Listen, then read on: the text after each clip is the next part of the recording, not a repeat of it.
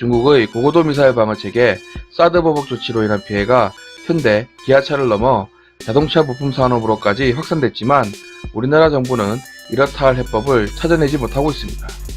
외교적인 부분에서 할 말은 다 하고 강대하게 나가겠다던 정부의 의지가 무식해지는 현실인데요.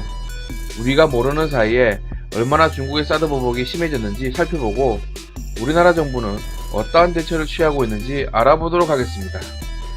자, 오늘도 물어뜯어 봅시다.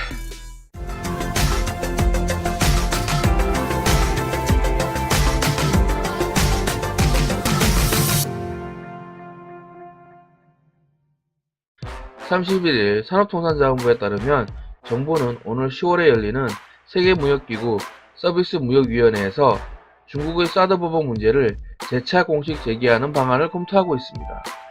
하지만 이 같은 소극적 움직임을 놓고 당장 직무유기라는 비난이 나오는데요. 정부는 지난 3월과 6월에 열린 WTO 서비스무역위원회에서도 이 같은 문제를 제기했지만 중국의 태도 변화를 이끌어내지는 못했습니다.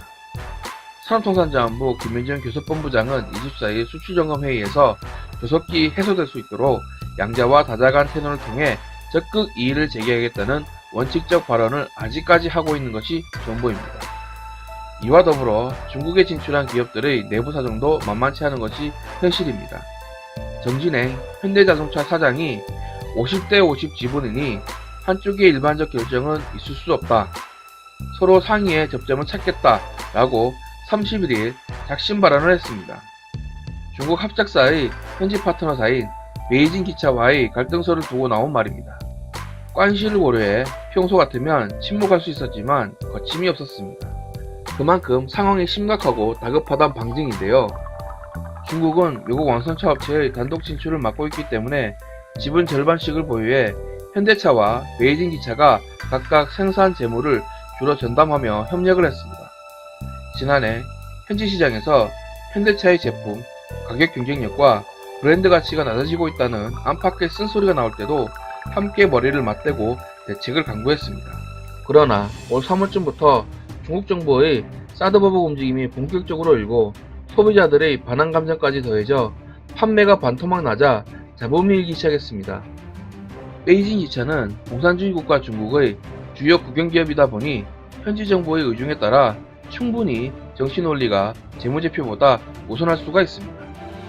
정부 기조를 따를 수밖에 없는 베이징 기차 측은 표면적으로는 판매량이 추락한 베이징 현대의 목표 이익을 맞춰야 한다며 협력업체들의 30% 가까이 단가 인하를 요구하며 거센 압박을 하고 있는데요. 지난 5월 중순부터 이를 맞추지 못할 경우 대금 지급을 무작정 미루고 있습니다. 이에 현대자동차가 직접 대금을 주고 싶어도 베이징 기차와의 조율이 없으면 집행이 어려운 구조인데요. 정 사장은 이날 20에서 30% 단가 인하는 과하다는 게 현대차 입장이라며 그렇게 되면 협력업체들 다 망한다고 우려를 표하기도 했습니다. 협력업체들은 중국의 동반 진출한 한국계 1차 협력업체가 140여 개, 2차 협력업체가 370여 개로 파악되고 있습니다. 지난주부터 대금을 못 받은 한 프랑스계 부품업체 베이징 잉루이제가 납품을 거부하면서 베이징 현대 중국 4개 공장 가동이 멈췄다가 전날 재가동된 사건이 있었는데 이는 사드 보복 이슈로 인한 갈등이 표면화된 것이란 분석이 있습니다.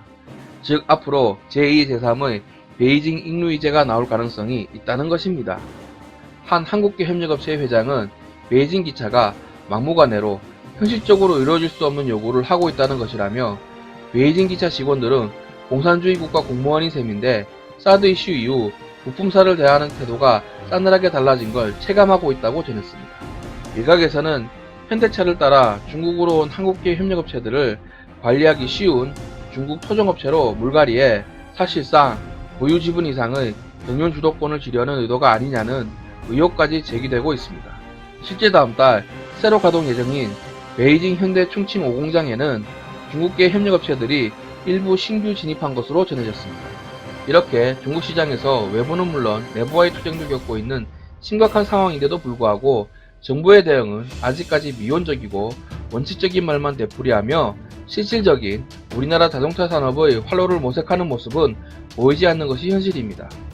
이런 상황에서 향후 사드 추가 배치로 중국의 보복조치 수위가 더욱 강해질 수 있는 만큼 강력한 압박카드를 뽑아들여야 한다는 지적도 여기저기서 나오고 있는데요. 그중 외교적 언어를 통해 대만과 FTA를 체결할 수 있다거나 우리나라가 중국에 부여한 시장경제 지위 재검토도 가능하다는 메시지를 보낼 수 있어야 한다는 목소리도 나오고 있습니다. 그렇게 자주국방을 외치는 대한민국 정부가 왜 우리나라 영토에서 북한의 탄도미사일을 방어하는 방어체계 하나 배치하는 것에 자기 영토도 아닌 중국의 눈치를 보아야 하는 겁니까? 도리어 북한의 핵실험과 미사일 도발은 묵인하고 내정 간섭의 연행과 경제적 보복을 벌이고 있는 중국에게 우리나라 국민의 생명권 보장을 위해 필요한 조치라고 따져 물을 순 없는 겁니까?